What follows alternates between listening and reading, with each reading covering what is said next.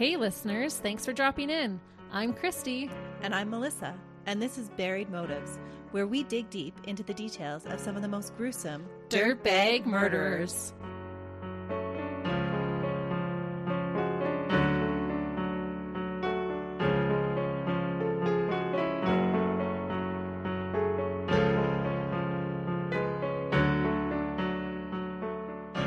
Hey listeners. Welcome back to Buried Motives. We are extra excited that you're joining us today. That's right, because this week is our 1-year anniversary. It's hard to believe that it's been a year. Yeah, where did that year go? I don't know. But we do want to give a big thank you out to everybody that has listened and keeps coming back to listen. Yeah, we are really hoping that we can do this for many more years to come. And a way for us to be able to do that would be to have you give us a rate or a review on Apple Podcasts. That's what we would love. An honest review of our podcast, because that will help us to grow and to be able to continue doing this. It means the world to us when we hear your comments and feedback. Yeah, even on our social medias, when you comment on our cases, we love it. So thank you. We do appreciate you taking the time to do so. We totally do. And for our birthday or our anniversary, we also have a gift coming for our listeners as well. Sometime in the fall, we're going to be doing another giveaway, and it's going to be an exciting one. So stay tuned for that. It is going to be so fun. And because it is our anniversary, Melissa has an extra special case for us today. I do. When trying to decide what case to cover for our 1 year, I thought I would share the first case that really intrigued me when I was younger. The case that got you into true crime? Yeah. Despite the very gruesome nature of the crime, I was fascinated by how scientists had performed an autopsy to reveal the truth. Scientists are the bomb. They are. And I totally wanted to be one growing up. But this began a lifelong captivation with criminal sciences. And I am sure my grade school and high school teachers were thoroughly disturbed by some of the topics I chose for independent study projects. When given the chance to write a report on how physics was used in the real world, I chose to write about bloodstain analysis. I dissected the research done on the JFK case to show how physics had given away the location of the shooter. In social, I wrote about the debate of nurture versus nature in serial killers, and in biology, well, you don't even want to know. Is that when you volunteered at a slaughterhouse? Yes. Oh, gross. I don't know if I would want to take it that far. Well, I had to prove to my mom that I would in fact be able to handle the blood and gore of death when she doubted my ability to pursue a career in forensic pathology. Okay, that makes sense. All because of a newspaper article I had read as a kid. Which is about this case. Yeah. That's why you're my partner in crime. That's right. And our listeners can attest that not everybody shares this love of true crime and forensics and all of this stuff that we love. Nobody wants to talk about it all the time like we do. Right. And people are always shocked to hear that I actually listen to true crime podcasts or watch YouTube creators talk about true crime in my off time. Yep. It will be a gruesome one today. So I want to put out a warning that we'll be talking about the death of a baby. Oh, well, no wonder that one stuck with you then, because that is so horrific. Yeah, it was a memorable case, but it's not one that I think a lot of people will know. I'm assuming it's a Canadian case? It isn't. It isn't? No. Oh, wow. So it's not something you read about in your local paper? Nope. Jason James Radtke was born in Chase, Nebraska on the 7th of March, 1971. Apart from an overly close relationship with his grandmother, there isn't much that we know about his childhood. His father was a local auto mechanic, and Jason would spend his whole childhood in Nebraska.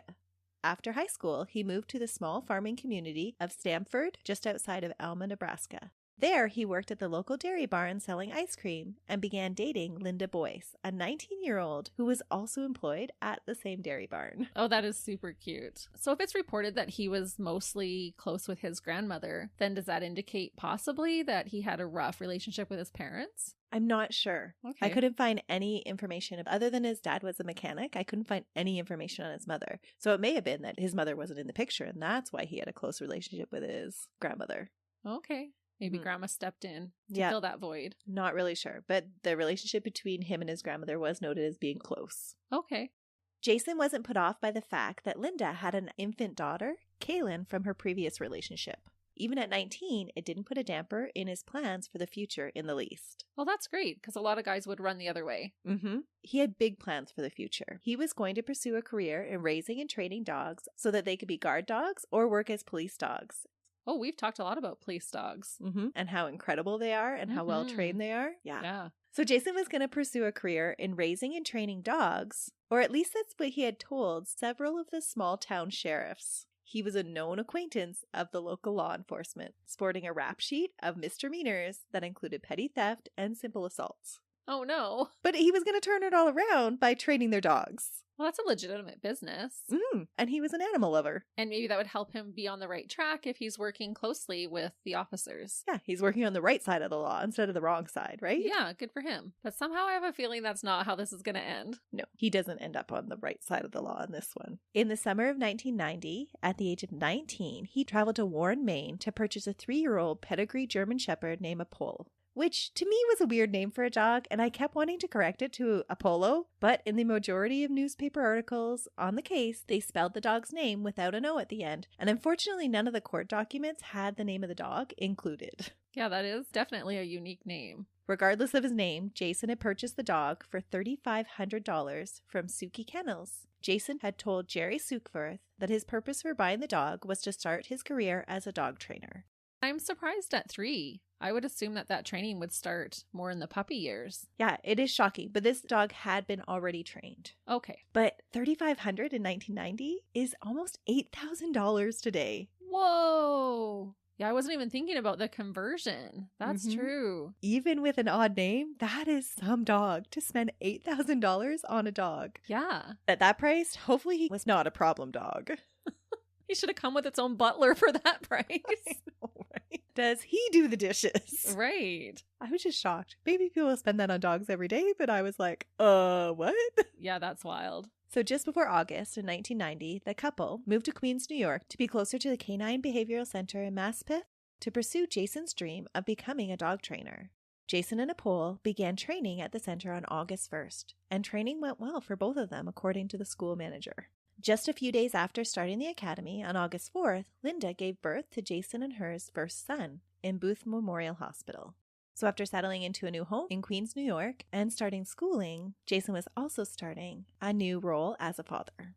The couple brought home their 7-pound bouncing baby boy, Anthony James Radtke, to their apartment on 1634 Stevens Street in Bridgewood, Queens. The small upper floor apartment was part of a 2-family home and was now pretty crowded with Jason, Linda, and 2 children under 1. Kaylin was only 11 months at the time that they brought home Anthony. Oh my goodness. They had their hands full. Yes. Not to mention a 90-pound German Shepherd living in their house. Oh, that's a lot going on. It is a lot. That's almost like having twins. 11 months apart. Could you imagine? And both Linda and Jason at the time are only 19 years old. Holy cow. There's a lot of things going on for them. For sure. But the little family made do. The couple settled baby Anthony into a drawer as a makeshift crib on their bedroom floor. And in the living room, they set up a playpen for Kaylin along with a bed for Apollo. Oh, that sounds super cozy. And it sounds like they were doing the best that they could with what they had. They were trying to make it work. But definitely not an ideal situation. No. But they were still pursuing their dreams. Jason was attending school to become this dog trainer that he had always dreamed of. On the morning of August 10th, police were called to the apartment. Jason had placed a call to 911 shortly after waking up and told the dispatcher that his infant son was missing. What? He had been taken from his bedroom, and he feared that Apollo had eaten the baby. No. Stop it. I told you this case is going to get a little gruesome. No, it's such a well-trained dog. Yep. And how do you just think the dog ate him? There would be so much evidence that the dog had eaten him. The dog didn't, I can't even say it, but a dog wouldn't completely eat him. No. But when police arrived at the scene at approximately 8:50 a.m., they found Jason, Linda, and Apollo in the living room along with his sleeping baby Kaylin. The couple explained that they had settled Anthony to sleep around midnight, and they had both fallen asleep deeply because of their lack of sleep over the previous few days. And anybody that's brought home a newborn knows that those are some pretty sleepless nights, those first couple of days. Oh, absolutely. You're in zombie mode for that first few months. Yeah, nobody's getting much sleep. And I can't even imagine bringing a newborn home and still having an 11-month-old who would wake up. Yeah, one of my girls didn't sleep through the night till she was 2. The couple had awoken the next morning to find the baby missing and blood stains on the infant's diaper and on the rug. And that's when they called the police. So there were these signs that something had happened to the baby. So there was a used diaper on the floor that had blood on it? Yep. Okay. If you need to skip ahead over the details, now is a good time to do that. And if you have to, just do it. Because this one does get a little bit gruesome. No judgment. if you have to fast forward. No, not at all. Fast forward if you need to. So at the scene, police found small bone fragments, which they believed to be part of a skull, and a diaper that had blood and flesh-like material smeared on it. They also found the infant's blood-soaked sleeper and a hospital wristband on the bedroom floor. During this initial investigation, police were finding things that did not sit right with them. A pole did not appear vicious or aggressive in any way. Kaylin, the older child, was completely unharmed, and she had been sleeping in the same room as him. They theorized that perhaps because the baby was on the floor and a smaller target, that's why the dog had chosen the infant to devour. But had the dog ever displayed any violent tendencies?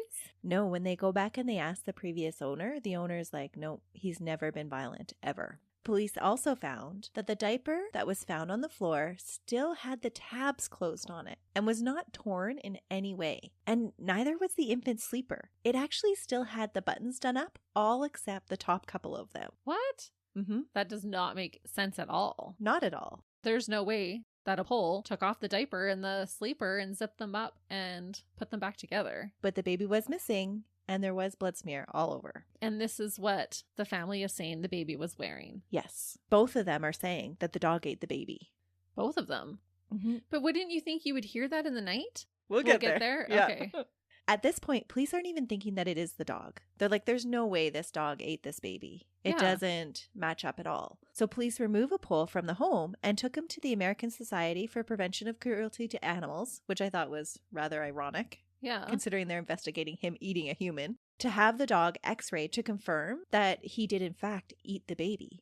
Right, because if they're finding bone fragments, there would probably be bits of bone and stuff that would show up on the x-ray. Sadly, the x-rays did show that parts of baby Anthony were in fact inside a pole's stomach. What? Mm-hmm. So the dog did consume him. The dog did eat him. Melissa, this was the first case that got you into true crime. Uh-huh. Oh my goodness. How did this not give you nightmares? It didn't actually. I don't remember ever having nightmares on it. I just found it completely fascinating. Yeah, this is crazy. Mm-hmm. I still have vivid memories of reading this newspaper article about the trial. My youngest brother was just an infant at the time, and I was enthralled with all things baby. Oh, yeah. And that's originally what caught my attention about the headline. Because the headline was about this dog who had eaten someone's baby. That's right. I remember reading the article, but not fully understanding it at first. I believed I was reading about this tragically horrible case about a loving dog accidentally killing the newborn that the family had just brought home from the hospital. Yeah, because that's what you would assume, that if it's a family dog, it would have been an accident somehow. Mm-hmm. We had always had dogs growing up. My mom bred Dobermans, and we had always had a mixed breed as a family pet. I couldn't imagine any of our family dogs ever hurting my baby brother. But I wasn't naive enough to know that it never happened. Sometimes dogs turned on their owners. My mom was always lecturing us about how to properly socialize puppies so that they grew up to be kind. So I knew the opposite was a possibility. So I wasn't totally naive in thinking that a dog couldn't be mean, but it didn't make any sense to me how a dog could hurt a helpless baby. It only made sense to me that it must have been an accident. A horrible, horrible accident. What a sad thing for this poor family, I thought. Right. I have had the same experience growing up, and we even had German Shepherds growing up. But what I find is usually a family dog is protective of a baby. Mm-hmm. It's usually the opposite. Yeah, and in any of the cases of dogs killing infants, it's usually because they're smothering them to protect them. Oh. Which is super sad too. Oh, yeah. But it's never of a dog actually eating a baby. Oh, I cannot even imagine. So this is going to take a turn because they're not going to take the dog to trial. No, the police didn't believe it was an accident. Or that the dog had just gone off for some unknown reason and been provoked to eat a newborn alive. Especially a highly trained dog. No, and it also didn't make any sense for the dog to do it quietly enough that he hadn't awoken the parents who were sleeping in the same room. That's what I was thinking when you were telling me this. How would the parents not hear the baby screaming? That's right. How would a dog silence the infant's horrific screams? Yeah, I know for myself as a new mom, you hear every little thing. Like your brain is programmed. Like even when you're sleeping, you're not really sleeping. You know what I mean? In a deep sleep, you are programmed to hear any little sound that your baby's going to make. Yeah, you're listening for it, right? Yeah. No matter how sleep deprived you are, you're still kind of tuning into that.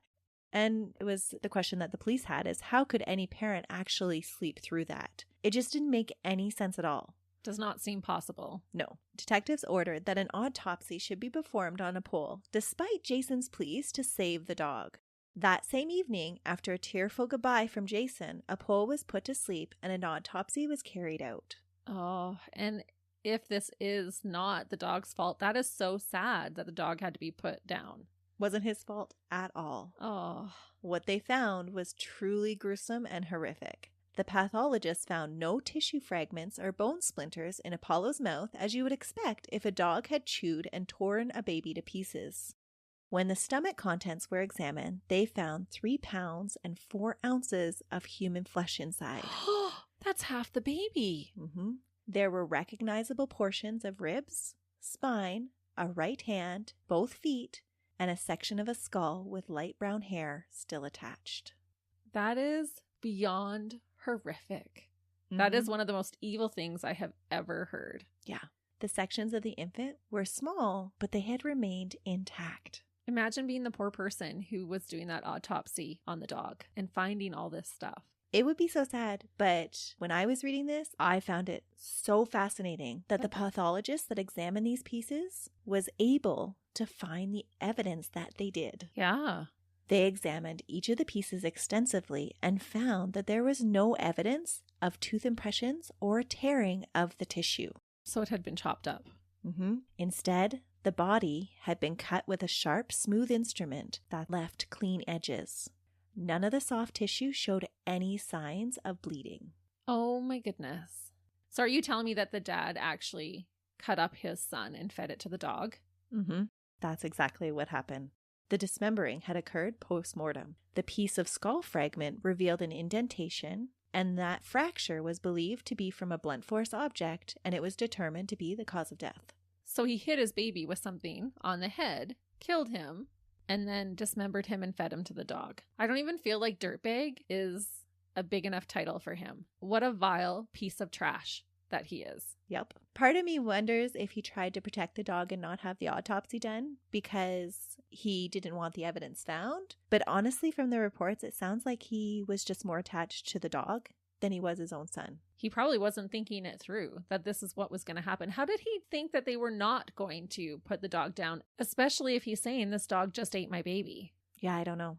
Dogs get put down just for a bite. So maybe he was trying to stop the evidence from being found. Because several times he asked the police officers, well, you can just x-ray. You don't have to do an autopsy, just x-ray. And he was saying that he didn't want the autopsy done because he didn't want the dog to be put down. Right. He had spent a lot of money on him, you know. That is true. Mm-hmm. But his motives for wanting the dog to stay alive are pretty questionable. It's just so bizarre to me that someone would want to kill their infant. Like, you can take your baby and drop it off at any fire station. Mm-hmm. No questions asked. Yep. No charges pressed. He could have done that, but that's not what he did. Oh.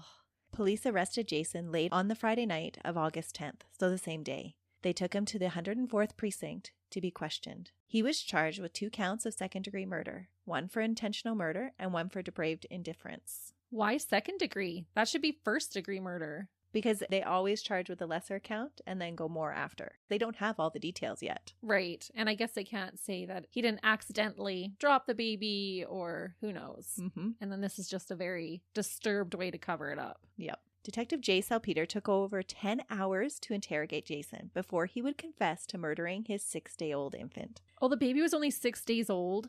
Yeah. I'm just so horrified about what's happening. I'm not keeping the date straight. Yeah. He was only 6 days old. Oh my goodness.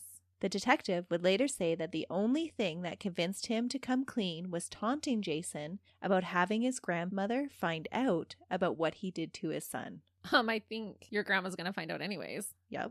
Jason confessed both verbally and in writing, a little bit at a time, to waking in the middle of the night when Anthony had started to cry. He got up and went to the infant and tried to keep him quiet for fear that he was going to wake up Kaylin. As he walked with Anthony, the newborn peed all down the front of him. Enraged, he threw him to the floor and the crying stopped. What? Mm-hmm. Because of a little pee? Yep. He went over to Anthony, but he was not breathing. And instead of trying to get help, he decided to dismember his son and feed the pieces to his dog by leaving them right beside the dog dish. Oh my goodness. Because he was scared of getting into trouble. Mm-hmm. Wow. Yeah. Can you imagine throwing a 6-day-old baby? I can't imagine even throwing like a 6-year-old child, let alone a 6-day-old baby. Like, who does that over a little pee when the baby can't even control that? I was thinking the way you put the diaper on determines if they can pee out of the diaper. Right. If you point up or point down, right? And so it was his fault or one of their fault that the baby was peeing out of the diaper. But even with girls, sometimes they still leak through, or you're changing them and they have a literal poop explosion. Parenthood is messy. Or what about when your baby pukes on you? Yeah. But for whatever reason, this was like the tipping point for Jason. He lost it and literally chucked his son on the floor, causing a skull fracture. And this seems out of character. Was he ever violent with Linda or Kaylin? Linda trusted him to be around Kaylin. She never reported anything. True. So this just feels like it's come out of left field. Like, how did this happen? And he didn't have a lot of explanation for it. All he said was that he had become enraged because he got peed on, and then he needed to cover it up. And he used his dog's appetite to destroy the evidence. And what a gruesome way. Like, I don't feel like a normal brain would say, oh, you need to chop up your baby and feed it to your dog. No, if you're thinking straight, you call for help, even if the baby isn't breathing. Right. Or even, like, I could understand more if he went and hid the baby somewhere and faked a kidnapping or something like that. Like, why go to that brutality? Right. Or involve the dog at all. Yeah. Because whose brain goes that way? No, that's what I mean. That is a demented brain. Mm-hmm. Terrible. Yeah. Jason would later recant this confession. What? Don't they have it on video and writing and recorded? He says the only reason he confessed was because the detective had come in and told them that Linda had given him up, that Linda had told them the whole story, and that's why he confessed. So they had actually lied to him. But that would mean then that Linda knows. Mm-hmm. So she's a dirtbag too. I don't think she's a dirtbag, but she did know. But if you know that your husband did this and you're going to help him cover it up, I think that allows you dirtbag status. Yeah, or she's just terrified. That could be too. I shouldn't be so quick to judge. My mind's just blown with this case. So it was believed by police that Jason had used a razor blade to dismember the body, but no weapon was ever recovered. And they thought he'd used a razor blade because the cuts on the bones were so smooth. Oh. Mm-hmm. So what about the rest of the remains? Did they ever find that? So the rest of the remains were never found, but it had been a full 24 hours after Uphold had eaten the baby, and that's what remained in his stomach. So I'm guessing that actually some was digested. Oh. I don't know that for sure, but that's my guess. Oh my goodness. Because some would have been digested just by normal gastric fluids in your stomach. Right. So there was no other body parts or pieces left. Just the few pieces on like the diaper and... Yeah, there was just smears of tissue left on the diaper. Okay. And they found the majority. Like, it was really only like one hand that was missing and internal organs, which internal organs are going to break down faster, right? And not be recognizable in stool. Wow. So even the amount of time that it would have taken him to feed his dog that. Mm-hmm. And for a dog to eat 7 pounds is a huge amount. That's true. So disturbing, right? It really is. This is the case that I was like, this pathologist is incredible. But it is usually, like for me, my first case, it is a shocking case. Mm-hmm. You know, usually these cases that get us into true crime are ones that our brains can barely comprehend. And that's what it was like when I read this article. Like, I just kept on going back to it has to be an accident. Like, there's nobody would do this. And the article that I had read was more about the defense's side of the story, in which case that they were presenting. So they were trying to present all of these arguments about, well, the dog could have ate him. He could have done this because of this and this and this, because of the scent being different between the two children. And he wouldn't have had an attachment to this infant. And maybe he was hungry because he was being trained. And oftentimes trainers will use food as an incentive. And so they're very regimented about the amount of food that they actually get. And so maybe he was being not starved, but his training regime was too intense. So they had given all of these arguments about why a dog could actually do this. But in my mind, I was like, no, this doesn't happen. But it did. Even those poor defense team, like I said that before, I can't imagine trying to defend someone like this. An absolute dirtbag. I don't know how you do it over and over again. To even like sit with him during all those meetings, because you would have to be face to face with him to compile your case. And try to actually come up with a defense. Yeah. Somebody has to, though. It is needed, because not everybody who's tried is guilty. No. And we're going to talk about that a little bit later, too. Oh. I threw in some bonus content. We'll see if we get there. But an actual murder weapon is never recovered. But that didn't stop the case from being prosecuted. Linda agreed to work with the police and to testify against Jason for immunity for herself. She didn't actually receive a deal or anything like that. Police never did suspect her as being an accomplice. She was never arrested, but she was afraid of anything that could be used against her character because Kaylin had been placed in the custody of child welfare the day that they arrested Jason. Oh, of course. Kaylin had shown no signs of abuse, but it was precautionary, and Linda would have to fight to get back custody of her daughter. Absolutely. And so she wanted whatever information that she had, she wanted protection, that it wouldn't go against her in her court case to get her daughter back. Okay. So during the 6-week trial, that's when we hear about Linda's grand jury testimony about what she actually knew about Anthony's death. She had awoken after Jason had thrown her infant son to the ground and had listened as he dismembered her child, but she was too fearful of what Jason would do to her or to Kaylin, so she pretended to be asleep. So she listened to it. Mm-hmm. She knew it was going on, but she also knew that the baby was already dead, and so now she was fearful of what was going to happen to them. He had lost his mind. Yeah. I don't know, do you call her a dirtbag or not? That's a tricky one because only she can say for sure. Yeah. Right? Because some people do get paralyzed with fear. Other people jump into action. Right. So it's hard. Like, I feel like I would be the type to jump into action. And so it's hard for me to relate to that, to just lay there and let him do that to your baby. Yeah. Because if she's pretending to be asleep, then that to me indicates that she didn't get up and check on the baby to make sure that he was dead. Because what if the baby was still breathing or there was still a heartbeat? From her account, she stayed in bed with her eyes closed tightly shut and tried to drown it all out.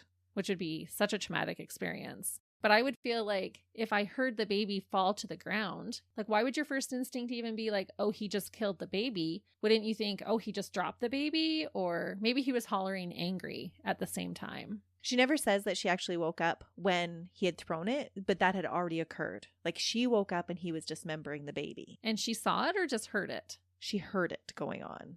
Yeah, I don't know. I don't know if I'm 100% sold on that. Because I don't know that you would wake up and hear something like that and be like, oh, that's just my boyfriend cutting up our baby. It's true. Why would you ever think that? Yeah, why would that be your first assumption? But she's never, out of all of the investigation that was done, she's never taken into custody. She's never faces any charges. Okay. So there must be something more that they knew that wasn't reported in any of the court documents. Yeah, I'm thinking she had to have known the baby was dead. I can totally see her pretending to sleep just to make sure that her and Kaylin are safe. Mm-hmm.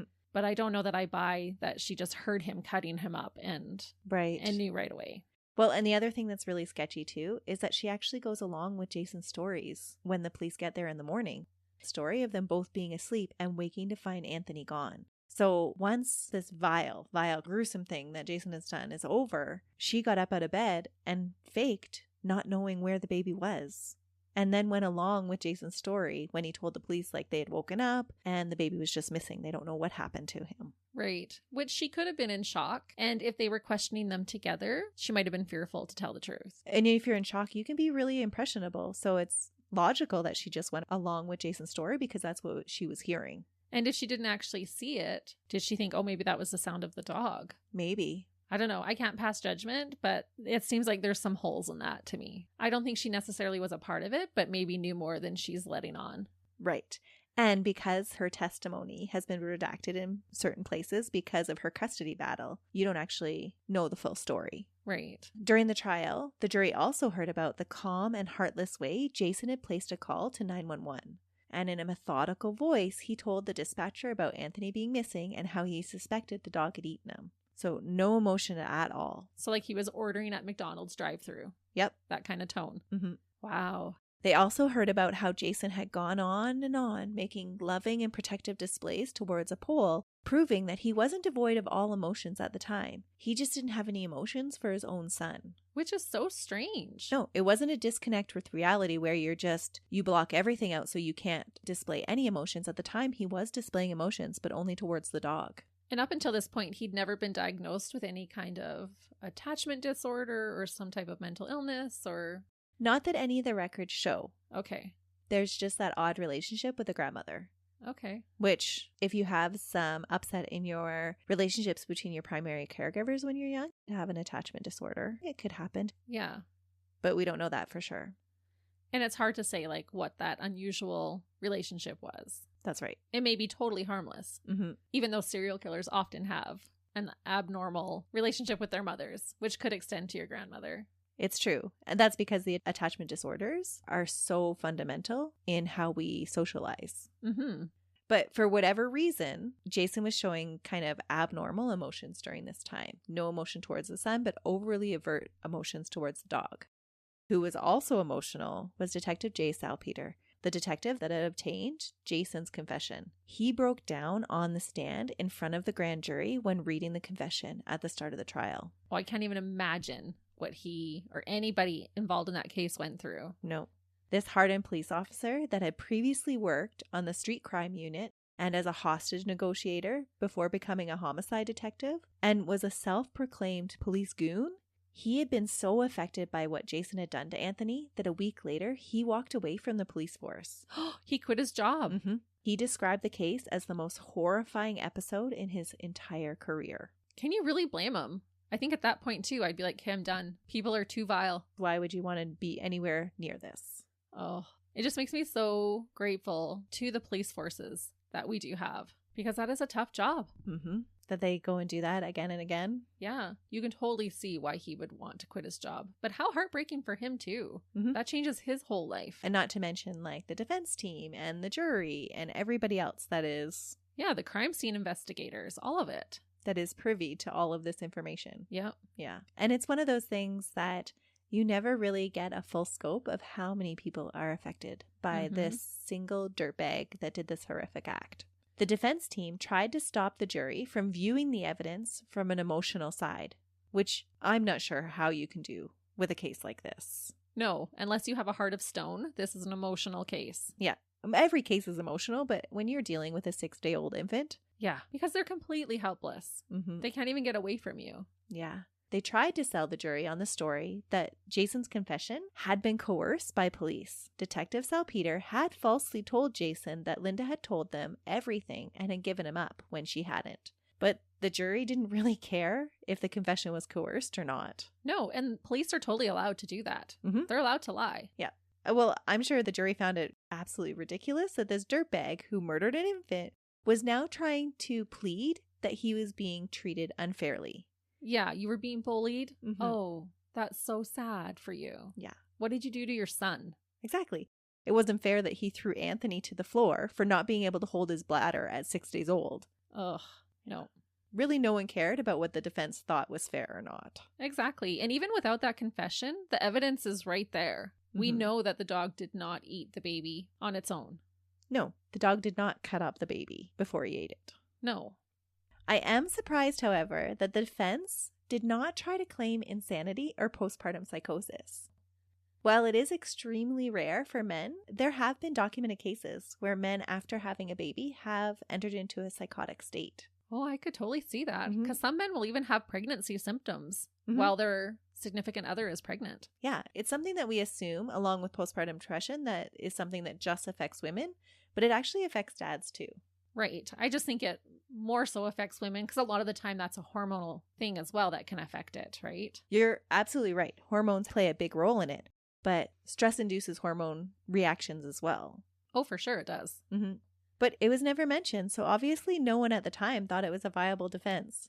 And that's no excuses being made for this dirtbag of a father. Right. But I think with something like this, we want some answers. Like we want to know, how could you do this? And so if we knew that that's what it was, it would at least put some understanding into our brains, because right now this is so unfathomable that a father could do this to his newborn baby. It just seems so crazy that a human being would do this to a helpless infant. Yeah. And that's why I was so curious about like his mental health history or things like that, because our brains need something to explain this. No. And after the trial, in all of his parole hearings, mental health never comes up. So it wasn't an issue, which makes this so much scarier. But you can have a temporary break in psychosis. And that's why I started thinking about postpartum psychosis and started down the rabbit hole of, can men have postpartum psychosis? And right. Not that we're trying to make an excuse, but just our brains are trying to comprehend how this could happen.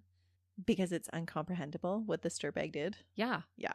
Jason was found guilty of second-degree murder and tampering with physical evidence on November 2nd, 1992, and he was sentenced to life in prison on November 24th. Good. I'm surprised he wasn't charged with, like, mutilation. That's the tampering of evidence. Okay. Of his crimes, District Attorney Richard Brown said, The acts of which the defendant has been convicted are among the most despicable and revolting imaginable, acts that have shocked even the most seasoned prosecutors. Jason is now 51 and is serving out his sentence at Green Haven Correctional Facility, a maximum security prison in Beekman, New York. He has applied for parole numerous times and has even tried to have Anthony's body exhumed to get his own evidence from it. How can the body be exhumed? Well, they had collected the pieces of the body from a Pole's stomach and had it buried in Nebraska. Oh, okay. But he wanted the body exhumed so that he could have his own pathologist do investigations on the tool marks on the bones. But all of his efforts for parole have been in vain. They have all been denied. As they should be.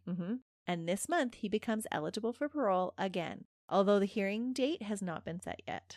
This month? Because the anniversary of the death is coming up? Is that why? No, it just happens to be. Wow. And that's the disturbing case of Jason James Radtke, the straight-up heartless, vile, and utterly despicable dirtbag of a father. Oh, yeah. He wins the title of worst father ever. How terrible. Yeah. But after that disturbing case, I thought I would tell you about one good thing that came out of the case that I found down a rabbit hole while I was digging for information. Thank you. I feel like right now we need to somehow leave this on a more positive note because this was a hard one. This was dark. Yeah, it was a dark case. So the detective that quit his job because of the case, J. Salpeter, has opened up a private investigating business and now works on cases for the wrongly convicted. Oh, for the wrongly convicted. Yeah. As he struggled to come to grips with the realities of police work and the person that he had become while doing that police work, Jay, a Bronx-born, Bayside-raised former NYPD officer, found a new calling and meaning in life. One of his well-known cases that he helped solve was for Martin Tankleff. And this is your bonus content. Ooh.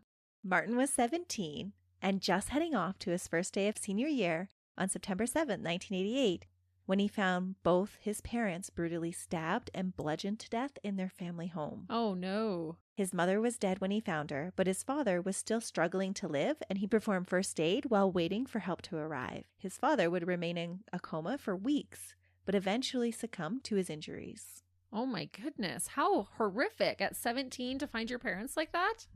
Despite some very obvious other suspects, police took Marty in for questioning, and after a very long session of hostile interrogation, police believed that they had gotten a confession out of Marty for murdering his parents because they made him drive an old car. What? They thought that he murdered his parents because they made him drive an old car? Yep. After intense probing, the police claimed that Marty's father had woken up and told police that it was Marty who did it. After being told this, Marty admitted that maybe he didn't know what had happened. Maybe it was possible that he had blacked out and didn't remember. He did remember being upset about the car, but that was the only reason he was ever mad at his parents. And so the police took this as a confession. What? So did the father actually say that? No, the police totally lied about it. Oh, so this is another one of those cases where they're trying to get the confession. That's right. Which is what happened with Jason. Yeah. And how terrible, because at 17, you're so young and impressionable, and it would be much easier, I would think, at 17 to get a false confession out of somebody. Than it would be at 19? Oh, yeah, I guess he was 19. It's interesting the parallels between the two, because both detectives had used similar tactics to gain a confession. Yeah, that is interesting. But this confession, I wouldn't even call it a true confession. Like, he was like, oh, my dad said that? And then he's kind of musing to himself, like, did I pass out? Do I not remember what I did? Like, what happened? I mean, I guess it's possible that maybe I don't know what happened. Right. I think anybody, if you were 17 and you were told that your dad said that you did it, you would question your sanity, even if you had never blacked out before. Yeah. And then he gives them this small motive that, well, I was a little bit angry at them about making me drive this old car. Oh my goodness. That's a stretch, though. It's a huge stretch. Yeah. And Marty would have been in shock because what a traumatic experience to find his parents. And it'd been this huge, lengthy interrogation where people are like yelling at him and telling him he had done it. And oh yeah, I can only imagine. And that's why there's a lot of DNA evidence that's being used now to overturn previous confessions. Yeah, we haven't really covered those on our podcast, but you can definitely find cases where that totally happens. Oh, there's whole organizations Yeah. that exist just for the wrongfully convicted, like Project Innocence, Right. which is one of the companies that worked with Martin. Yeah, I can't even imagine going about your day and then before you know it, you're in jail for a crime that you didn't commit. Mm-hmm. And when that happens, the real killer is out loose. And that's why Jay does these cases. With Jason, the evidence is there, but it doesn't sound like they have that evidence in this case. Well, they do have some evidence, but they turn it to point towards Marty. Police took that admission of guilt, which really wasn't an admission of guilt, and pushed for prosecution even though Marty refused to sign the supposed confession and pleaded to take a polygraph test. Which they denied him, but maybe that was a good thing in the end, because could you imagine if it had come up and said that he was guilty? Right. Or that he did lie? And they're not reliable. No, that's what I mean. So on June 28th, 1990, a jury found the confession hard to overlook and convicted Marty. He was sentenced to 50 years to life in prison for killing his parents. So he got a life term for each parent. Mm-hmm. And at 17. Mm-hmm. And if he had done it, I would be like, great. Yeah, absolutely. That's what you need. Yeah. But if he was actually innocent, I cannot even imagine how that would have felt receiving that sentence. Crazy, right? Yeah. Well, enter Jay Salpeter on the scene in 2000. He was approached by Martin, and his very long list of family and friends and lawyers working pro bono on the case, all because they believed in his innocence. And it wasn't long before Jay was convinced of it too. He begins to work the case, and he finds that the lack of evidence and good police work on the case is laughable. Oh, man. He just goes through and he's like, this guy was snowed. Wow. Using his investigative skills learned as an NYPD officer, he tracked down and followed the leads that led him to a man that admitted to driving the getaway car the night that he and two other men were commissioned to carry out the hit on Marty's dad. Following the man's testimony, Jay also found a pipe that he believed to be one of the suspected murder weapons in a field just around the family's home. But after 16 years in the woods, there was no usable evidence remaining on it, so it couldn't be proven for sure. But that didn't stop him from continuing with the investigation. Over the next 7 years, Jay worked the case and didn't stop until he had found enough evidence and witnesses. And on December 21st, 2007, Marty's case was ordered for a retrial. Wow. That's incredible. Mm-hmm. And unfortunately, things like this do happen where police have made up their mind who they think is guilty. And instead of looking at evidence objectively, they're looking at how can we have this evidence fit our theory on who we believe did it, rather than looking at the evidence objectively to find out who did it. Yeah, they get tunnel vision. Yeah. A week later, an official investigation was opened into how this crime had first been handled. And on July 22nd, 2008, all charges were officially dropped against Martin in the murders of his parents, Arlene and Seymour. After wrongly spending 17 years of his life in prison, Martin earned his law degree in 2017 and now practices as a lawyer. No way. Mm-hmm. Good for him. Because that could have went a totally different way. Yep. He spent half of his life in prison. Wrongfully convicted, he could have become so bitter about it. Oh, yeah. And even just turned into a thug being in prison. Because prison life is not easy. Nope. Wow. Good for him. That totally speaks to his character. And how Jay didn't give up. He could have went down a super dark hole after dealing with this case with Jason, but he didn't. He turned it around and found a way to help people. It's always nice to see something good come out of a tragedy. And it's so interesting to follow the rabbit holes and where they lead. Oh, for sure. Because all the people that Jay have helped wouldn't have happened if this case hadn't happened. If he hadn't stopped working for the police force. Yeah. And who knew that an article that captured my attention as a child could lead to a true crime podcast? True. Right? That is true. Definitely. I definitely feel a lot better leaving it on a positive note. Oh, totally. So now I've given you guys a little bit of bonus content, and Melissa has now given you a little bit of bonus content. Let us know if you like that. Is this something that we should do more? Yeah, let us know if you like us going down rabbit holes. And maybe your rabbit hole this week could be figuring out how to rate and review us and giving us some feedback. Yeah, we will super appreciate anyone who actually does go and give us an honest review. And we hope that you all continue to find rabbit holes that intrigue you. And until next week, see ya. Bye.